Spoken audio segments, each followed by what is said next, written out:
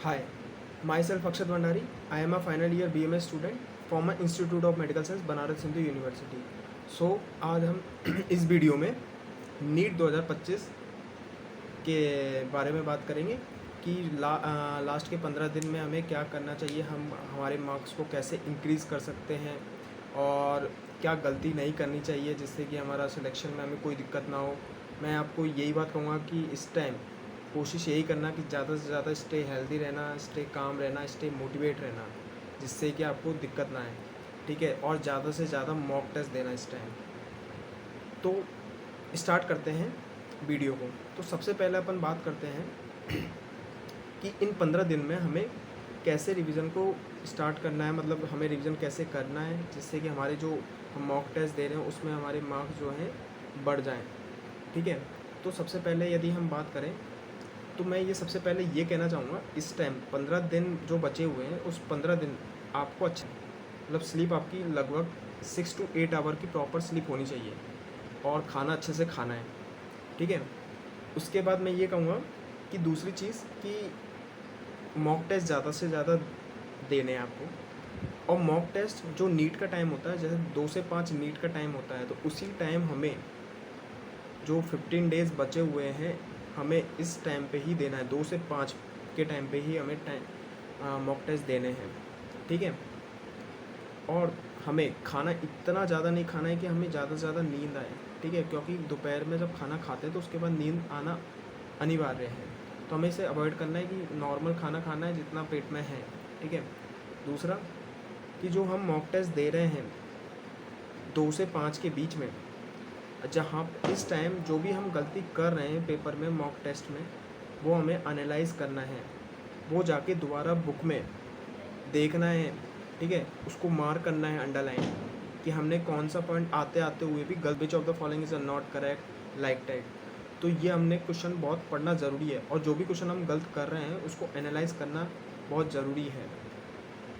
और मार्क्स को इंक्रीज़ कैसे कर सकते, तो मार्क्स को इंक्रीज़ करने के लिए मैं आपको यही बोलूँगा कि आपने पूरा जो 1 साल की जो मेहनत है, किसी का हो सकता है 2 साल ड्रॉप हो, किसी का हो सकता है 3 साल ड्रॉप हो, कोई फ्रेशर भी हो सकता है, लाइक।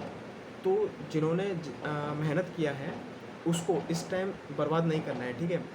तो हमें सबसे पहले जो भी आपने 1 साल 2 साल 3 साल का ड्रॉप लिया है या फ्रेशर हो, तो आपने अपने फिज़िक्स के नोट्स, जो फार्मूला शीट होगी उसके नोट्स शॉर्ट्स में बनाए होंगे, केमिस्ट्री में फिजिकल केमिस्ट्री के फार्मूला शीट बनाए होंगे। इनऑर्गेनिक केमिस्ट्री में यही बोलूँगा कि इनऑर्गेनिक केमिस्ट्री प्रॉपर बुक से याद करनी है, ठीक है, इस टाइम और कुछ नहीं करना है। और ऑर्गेनिक केमिस्ट्री के आपने रिएक्शंस के नोट्स बना लिए होंगे, फिजिकल केमिस्ट्री की फार्मूला शीट्स, और लास्ट में बायोलॉजी इस टाइम आपको डायग्राम अच्छे से देखने हैं, क्योंकि डायग्राम इस टाइम बहुत पूछे जा रहे हैं, तो डायग्राम को अच्छे से मार्क करना है। और एनसीईआरटी को इस टाइम ज़्यादा से ज़्यादा रिवीजन करना है, जिससे कि, क्योंकि नीट के पेपर में क्या होता है कि जो स्कोरिंग मार्क्स होता है वो बायोलॉजी होता है, 360 का पेपर बायोलॉजी होता है, ओवरऑल 50% मार्क्स कवर करता है अपना, ठीक है। तो बायोलॉजी क्योंकि जल्दी से याद हो जाता है तो कम टाइम में अपन जल्दी कर सकते हैं, जिससे कि अपने को टाइम फिजिक्स और केमिस्ट्री में देना पड़े थोड़ा, ठीक है। फिर मैं बात करूँ कि आपको इस टाइम दूसरों से कंपैरिजन नहीं करना है कि दूसरों के मार्क्स मेरे से ज़्यादा आ रहे हैं, कैसे आ जा रहे हैं, तो इस टाइम दूसरों से कंपैरिजन बिल्कुल भी नहीं करना है, ठीक है। तो और अपना सेल्फ मोटिवेट रहना है, ठीक है। और जैसे घर पे क्या होता है, जैसे नीट एस्पिरेंट होते हैं तो मतलब घर का प्रेशर होता है, पेरेंट्स बोलते हैं कि मेरे पड़ोस में उसके अच्छे मार्क्स आ रहे हैं, वो अच्छा डॉक्टर बन जाएगा।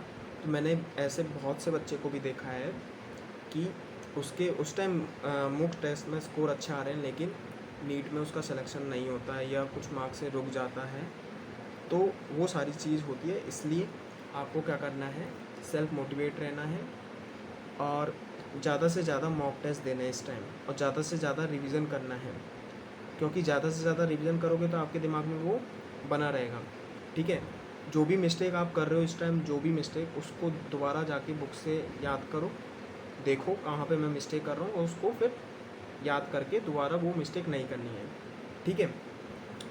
तीसरी बात लास्ट में मैं ये कहूँगा कि जैसे इस टाइम क्या होता है कि स्ट्रेस होता है, एंजाइटी, ये सबको होता है, नॉर्मल ही है, क्योंकि एग्ज़ाम है, एग्ज़ाम का प्रेशर होता है, तो इस टाइम ऐसा लगता है कि मेरे को कुछ याद नहीं है, मैं सब भूल गया हूँ। तो ऐसा कुछ भी नहीं है, ठीक है, ये अपने को बस लगता है, ठीक है। याद सब कुछ होता है वहाँ पे, जब तुम 2 से 5 में जब बैठते हो तो वहाँ पे सब कुछ याद आता है। तो इसलिए ज़्यादा से ज़्यादा कोशिश ये करना कि मैं मोटिवेट रहूँ, स्टे काम रहूँ और स्टे हेल्दी रहूँ, ठीक है। और बात की जाए यदि, कि मैं ये कहूँगा कि लास्ट टाइम पे क्या होता है कि कोशिश ये करना कि अब खुद खुद को अपनी तबीयत को ख़राब ना होने दो, क्योंकि क्योंकि मैंने बहुत से ऐसे उनको देखा है, स्टूडेंट को, कि वो इस टाइम क्या करते हैं कि मतलब पूरा अच्छे से रहते हैं, सो मतलब कुछ बच्चे तो क्या है कि रात में खाते भी नहीं है खाना, सोते भी नहीं है। तो आपको ऐसा नहीं करना है, आपको एक तो प्रॉपर सोना है, प्रॉपर खाना है। हाँ, एग्ज़ाम के 1-2 दिन पहले आपको मॉक टेस्ट नहीं देने हैं। क्यों नहीं देने, इसका रीज़न मैं बताता हूँ। क्योंकि मॉक टेस्ट आप यदि देते हो तो कुछ कारण हो सकता है कि आपको एंजाइटी हो और आपका मॉक टेस्ट में स्कोर कम हो गया हो, तो आप सोचोगे कि यार मेरा डिमोटिवेट हो जाओगे कि यार मेरे तो स्कोर कम हो गया, मेरा सिलेक्शन नहीं होगा। इसलिए मैं यही कहूँगा कि लास्ट के 1-2 दिन पहले मत देना, ठीक है। अच्छे से सोना, अच्छे से खाना, तो ठीक है।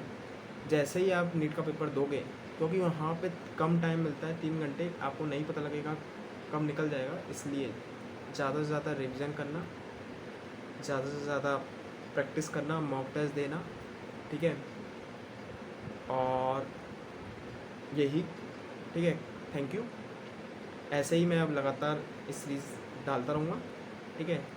तो सब्सक्राइब माई चैनल और हिट द लाइक बटन, और कोई डाउट हो तो कमेंट सेक्शन में ज़रूर बताना। Thank you.